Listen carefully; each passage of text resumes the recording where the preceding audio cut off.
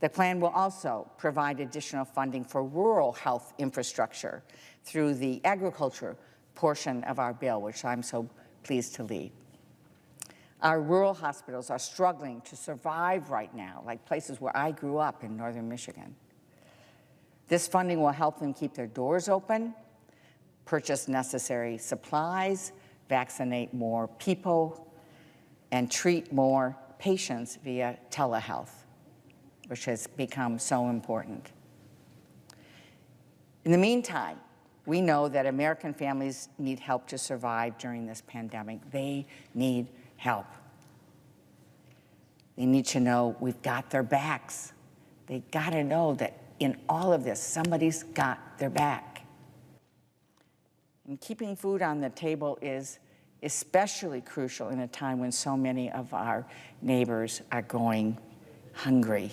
In fact, we know that 50 million of our Americans across the country, moms and dads and children, right now are facing hunger every day. We're better than this as a country. We've all heard stories about seniors waiting hours in lines for a box of food, or parents skipping meals so their children can have a little more to eat. The agriculture and nutrition funding in this American Rescue Plan will tackle hunger head-on by extending pandemic EBT for the duration of the pandemic. What does that mean? This is about children. This is about feeding children. Children who otherwise may get fed at school but aren't able to do that, to be able to have the resources they need for moms and dad to feed them while they're not in school, as well as in the summer. It will also provide more fruits and vegetables for moms and babies, and make sure that families who are eligible for help are getting it.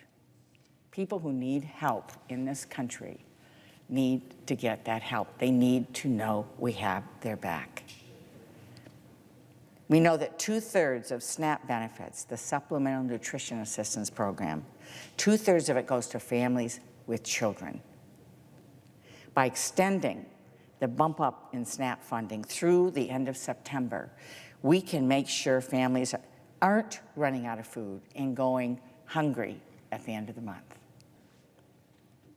And for our farmers, speaking as the incoming chair of the Agriculture, Nutrition, and Forestry Committee, our farmers who have been directly affected by the ups and downs of the pandemic, the plan addresses the break in the food supply chain, and it enables us to buy and donate their products to food banks. You know, we've had so many selling to restaurants and big enterprises. The food supply chain stopped. They have excess food. I know dairy farmers in Michigan, it breaks their heart to think about the idea of dumping milk when we need that.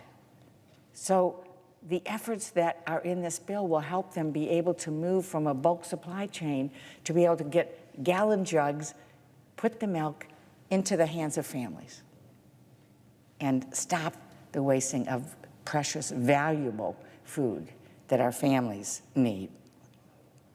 This is going to help farmers' bottom line, and it feeds families in need. Our agricultural provisions also provide critical funding for PPE for farm workers and workers who labor every day in food processing plants, so we have the food that we need, protective equipment that they need and that they deserve.